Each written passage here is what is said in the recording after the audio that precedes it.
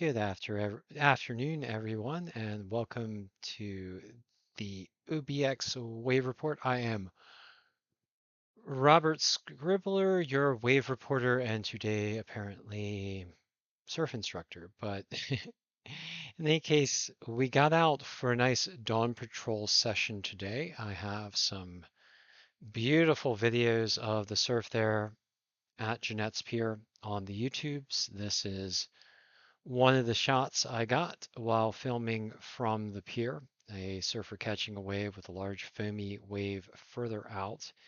And I did get to the pier with my wife, Catherine, who enjoyed the beach, and with a mutual friend of ours, Louise, who was interested in surfing. And here's a picture of them at the pier before Louise got out for her first ever surf session in the Outer Banks, and we got some nice instruction and some fun in the surf. She went out with the surfboard and practiced some duck dives, practiced getting into the foamy waves, and took a little knock on the nose. And so we went back in and grabbed the bodyboard, got into the shore break, and did some wave familiarization work. And she caught some good rides, even got a barrel roll, learned how to ride down the face of the wave. So that was a good amount of fun there at the beach at Jennette's Pier. And hopefully we'll get down for some more surf instruction locally as the season progresses. But in any case, it's been a real it always is a pleasure to teach others how to surf, and I always feel like, I don't know, some surfers are solitary creatures. They prefer to have the waves all by themselves. For me, it's always more fun to share the ocean and share it with your friends and your family. Um, and so yeah, it's just a wonderful day this morning down at the beach. Wave conditions again in the 3 to 5 foot range at Jennette's Pier. This is a direct observation from Jennette's Pier, and we're gonna give you guys a full rundown of the surf conditions for the east-facing beaches where most of the good waves are happening today. It is worth noting that the waves are fantastic today at the Outer Banks, waves ranging from 2 to 4 feet in some locations to 3 to 4, 3 to 5 feet in others. And if you do get the chance to go surfing, I highly encourage you to do so today. It's nice today, and tomorrow it's probably going to get a little stormy, and we're going to get some strong winds out of the north, and the temperatures are probably not going to be quite as nice throughout the week as we get a number of stormy impulses, although it is worth noting that the waves are going to get big. So we might have some big wave days. For the next fun day, I don't know, I might try and get in the surf tomorrow before things get too crazy. I don't know. It might be starting to get like a little bit crazy windy by midnight, so we might not even be able to avoid that. But it does look like Friday is going to be a good day for surf as well, and a number of potentially rather big wave days. I was looking at the Buxton wave monitors. It looks like we might have 9 to 11 foot waves, not hollow 9 to 11 foot waves on Saturday. So I don't know. Saturday might be a good day to take a trip down to Buxton and look at the waves and watch people who decide to surf. And I might get some video down there, although we do have some family coming in this weekend. So we'll see. We'll see about that. All right. So getting into the wave report for today, I did want to show you the model. The wave model is showing swells in the range of 3 to 4 feet in the near offshore environment, and these swells are translating pretty directly onto the coast with 3 to 4, maybe 3 to 5 foot swells in some locations. For the weather conditions, I'm just going to show you this NOAA geo color composite of the lower 48. And here off the Outer Banks today, we have beautiful blue skies. Temperatures in the 60s. The forecast was for highs in the 50s, but it ended up being a lot nicer than expected, and that seems to have been the trend lately. And we've got gorgeous rays of sun streaming down, maybe a little stray cloud here and there, but nothing too crazy. We've got a stream of moisture moving across the southern portions of the United States, running in from the Pacific across Mexico and Texas and into the Gulf Coast. We've got an area of disturbed weather up here to the north, and it looks like a front is going to slip on through tonight and bring some strong north winds in through tomorrow. Looking at the enhanced cloud tops provided by tropical tidbits, we do see that flow of moisture coming in off the Pacific. We see that front moving through the Great Lakes region. We've got a swirl of unstable air here over the northwest and another swirl just off the Pacific coastline. These two low pressure systems creating a little bit of precipitation out in the northwest as well. Looking at the National Weather Service radar, we do see some showers associated with the front to the west and some more showers and snow showers associated with the two low pressure systems in the Pacific Northwest. Here on the coastlines, we got small craft advisories up for the Outer Banks. And as we move a little bit further north, getting into Duck and Sandbridge, we've got, and Corolla, we've got gale watches up, and we might see some gale force wind conditions across the Outer Banks as we get into the day tomorrow. Looking at the precipitation forecast for the next 7 days, we do see enhanced potential for heavy precipitation over parts of the Mississippi River Valley. This has been a tendency for quite some time now.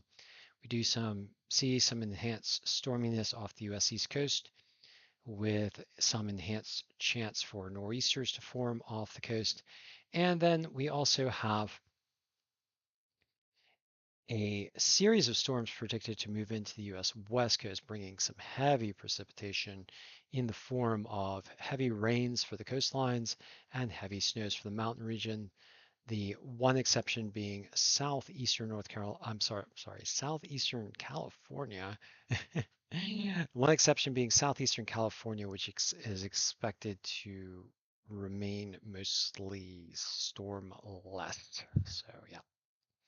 All right, so getting down to the coastline, I'm going to give you guys some observations. I've already provided you with some shots of the action down at Jennette's Pier. And right now at Jennette's Pier, waves are in the range of 3 to 4, maybe a 5-foot wave coming in there right now. Primary swell coming in at 10 seconds. Secondary swell coming in at 6 seconds. Winds west. As an offshore breeze coming in at 9 miles per hour. Very gentle. You barely feel the wind down there. Air temperatures right now probably around 60 at Jennette's Pier. And ocean water temperatures 53 degrees. And the weather forecast today, mostly sunny, expected high in the lower 60s. And this is warmer than it was predicted earlier today. Moving on down south, down the coastline to Rodanth, we find that waves are in the range of 2 to 4 feet with a primary swell coming in at 10 seconds, secondary swell coming in at 6 seconds. Winds out of the west-northwest at around 9 miles per hour. That is offshore as well. Temperatures right now at Rodanth in the lower 60s. Ocean water temperatures at 54.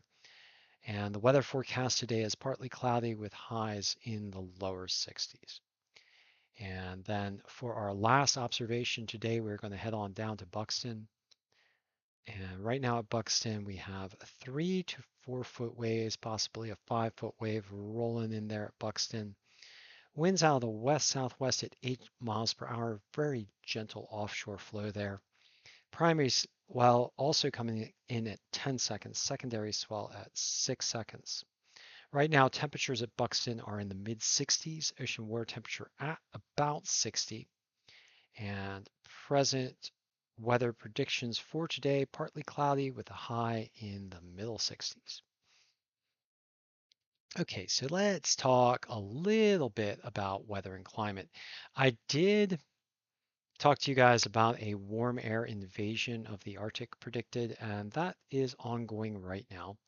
And that warm air invasion in the Arctic is likely to pinch off a cold pool of refugee Arctic air that is expected to sink down across the central and eastern US over the coming week or so. We will see if that happens.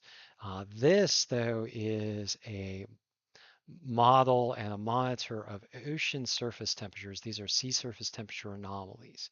And I did want to show you this little thing here. So right now in the eastern equatorial Pacific, we've got some warmer than normal ocean surface waters in the range of about 3 to 4 degrees Celsius above normal. And this pool is kind of a precursor. It's a bit of an indicator that the ocean in the Pacific is about to transition to the El Nino state. And this El Nino state is a part of like a natural variability feature that the ocean switches from warm to cold here in the Pacific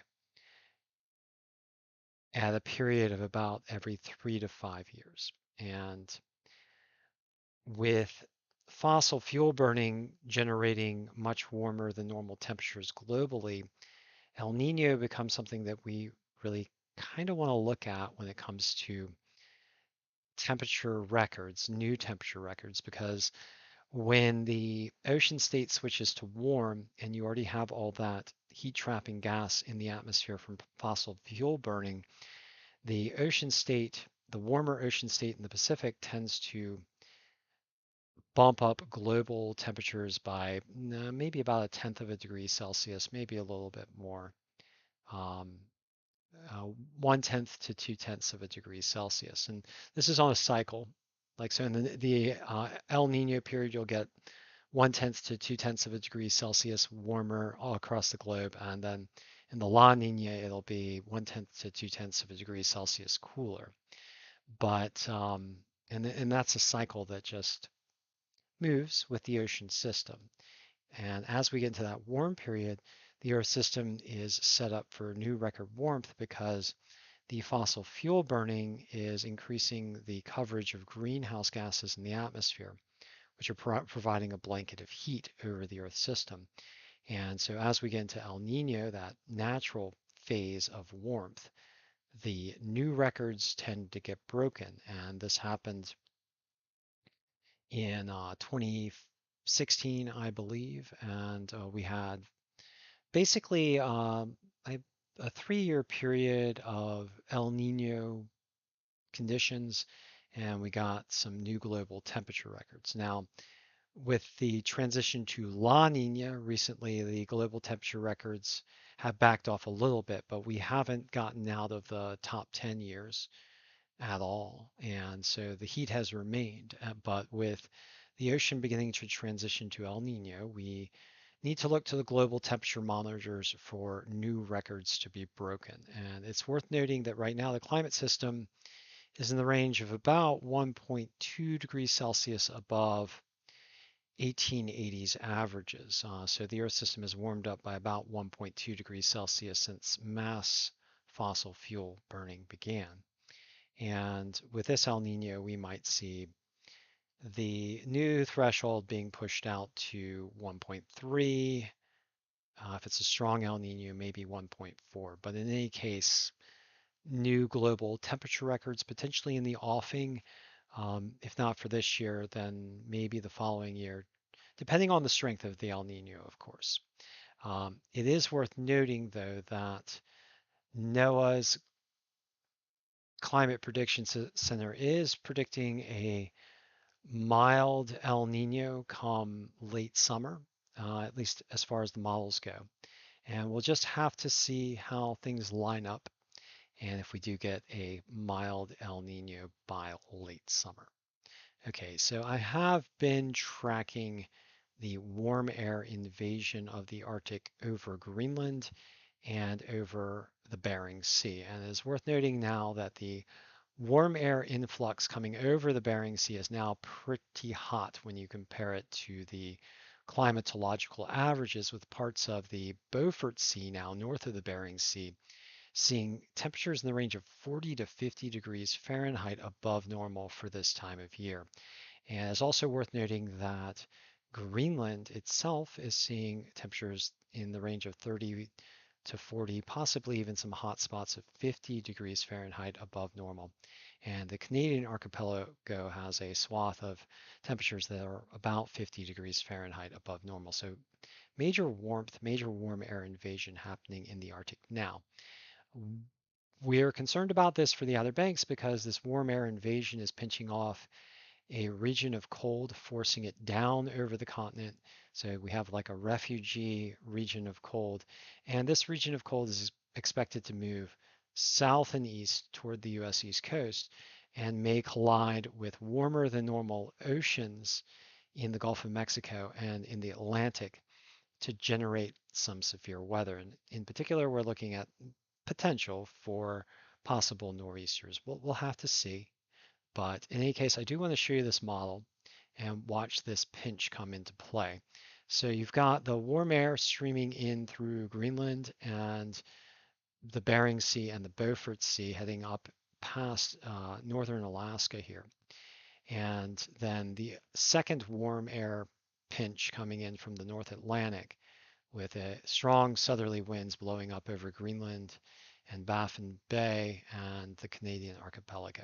And I'm just going to advance this model so you can see the heat blow up into the polar region. You see this dome basically of heat over the North American continent. And then you see this pinch of cold Arctic air that has been sequestered here over the continent. And it intensifies and begins to sink southward as we get toward March 10th.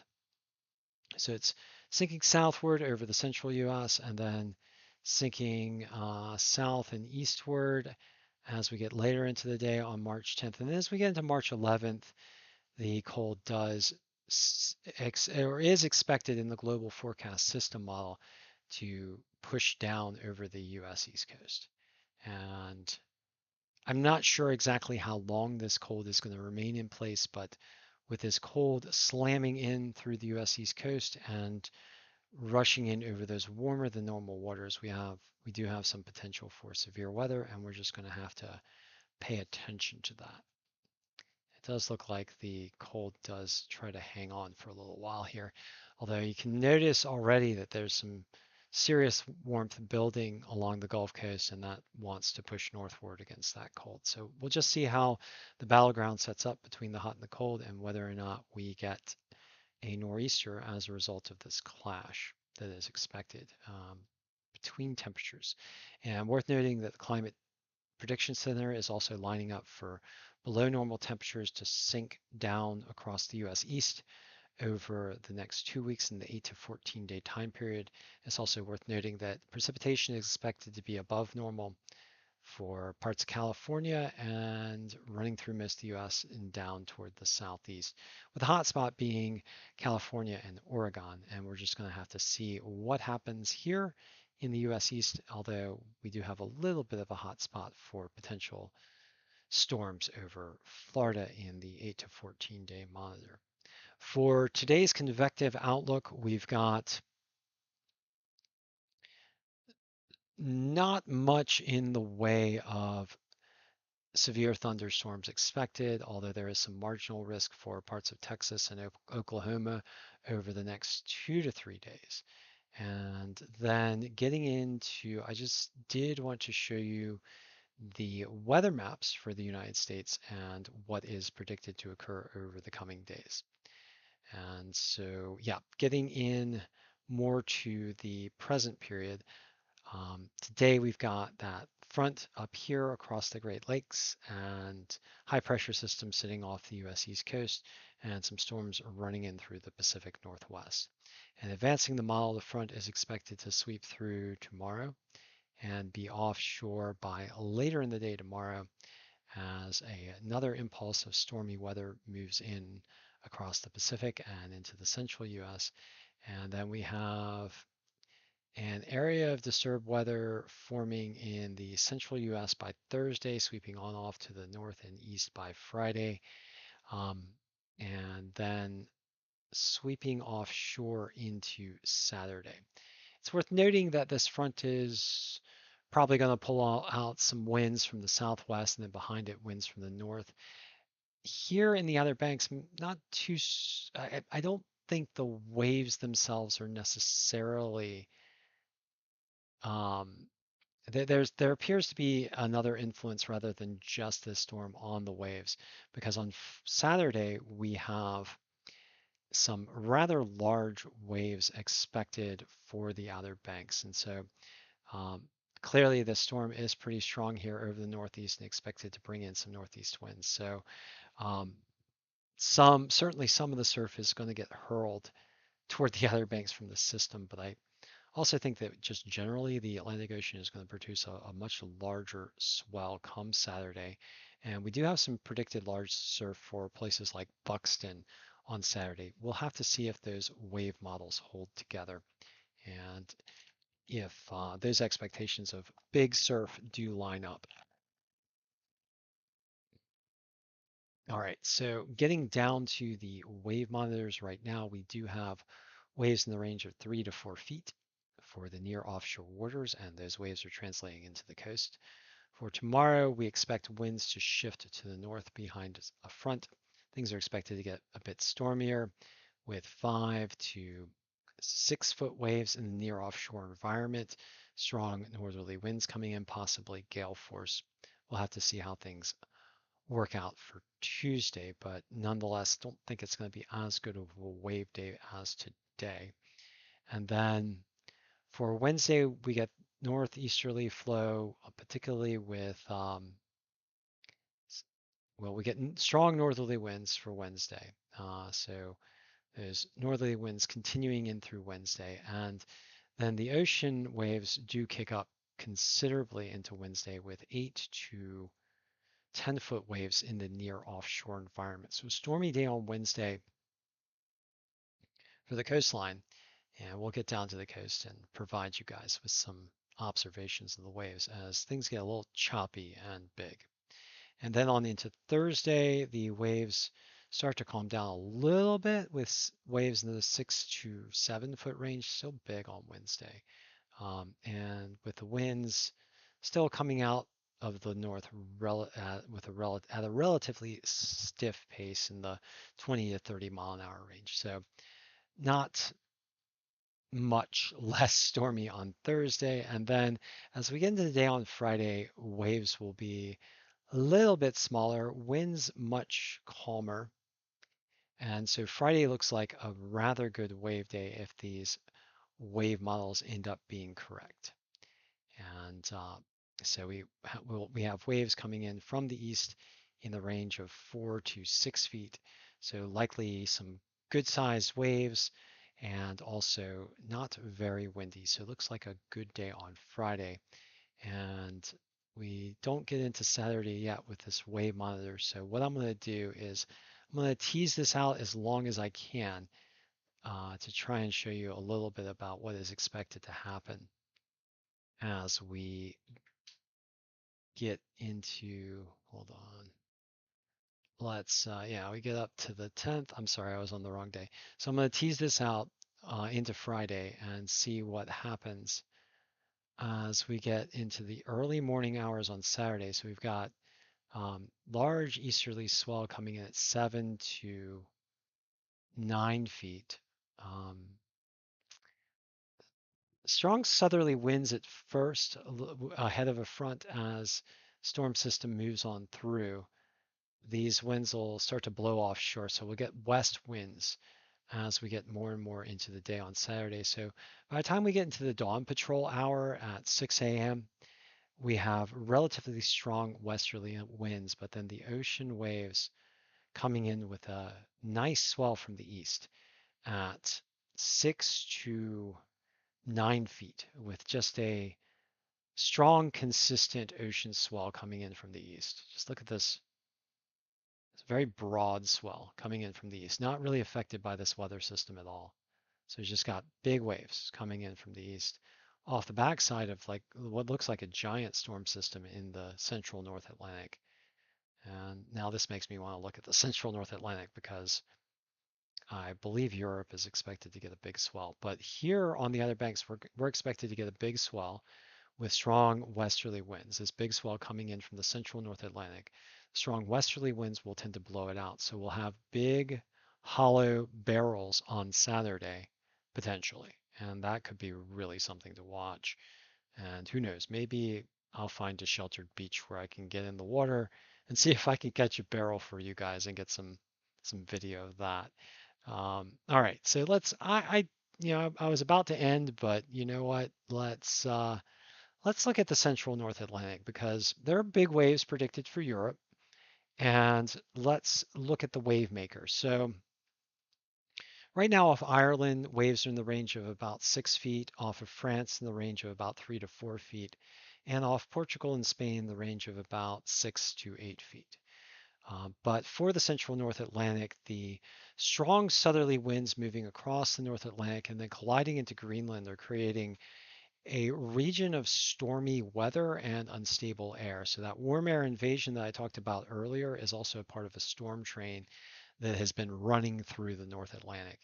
And so as we get into the day tomorrow, waves are expected to pick up for Ireland and France. So Ireland at 7 feet, France at 6, Portugal at 8 feet. And then as we get on into the day on Wednesday, again, the waves picking up with another stormy impulse here in the central North Atlantic. Worth noting that beaches of central France could see a swell just offshore 14 feet. That's some big waves for France. And then getting into the day on Thursday, we have a powerful storm system developing off Newfoundland with significant wave heights in the central North Atlantic in the 35-foot range. Significant wave heights just off Ireland in the 20-foot range. Swell off of France remaining in the 12-foot range, and swell off of Portugal also in about the 12-foot range. And then as we get into the day on Friday, the storm does intensify south of Greenland, producing powerful waves in the central North Atlantic, pushing a massive swell toward the beaches of France, 20-foot swell just offshore of France on Friday. And just look at this wave propagation. It's huge. And this is the big waves. This is the source of the big waves that are heading toward the Outer Banks. It's why we might see 9 to 11-foot surf in Buxton, even as France gets, looks like 20-foot significant wave heights just offshore. Um, so this huge storm here, turning the Atlantic Ocean into a bit of like a wave pool from just a giant storm system. I do want to look at this storm system now. So we've got massive broad area of low pressure here south of Greenland, and then another area of low pressure south of this storm. So just a big old double barrel low with big broad circulations. I mean, just massive swirls. If you look at the region that the circulation of the system encompasses, it's like a good chunk of North America. If you were to superimpose it over North America, that's the wind field. And it's that wind field that's generating that massive swell. And you've got winds in the range of gale force over large swaths of this wind field. Um, Gale force in some. The northern low is the one that's really going to produce the waves, and it really does. And then as we get into the day on Saturday, I'm going to tease this forward so we can get into the dawn patrol hour. And yeah, so we get these big waves coming into France still in the 16-foot range, just off Portugal in the 12-foot range, and just off Ireland in the 17-foot range for some beaches. So massive wave maker in the central North Atlantic, pushing big swells all the way from Buxton to Ireland to France and Portugal and beyond. All right, so thank you for this session of the OBX Wave Report. I am Robert Scribbler, your wave reporter on all things waves, weather, climate, and beach lifestyle. And we talked about all those things in this wave report. So thank you for joining me once again. Oh, and as I always do at the end of my wave reports, I almost forgot. Please remember to do everything you can to help speed the transition to clean energy. This is how we defend our coastlines by mass deploying wind, water, solar, and electric vehicles and halting the fossil fuel burning. So thank you.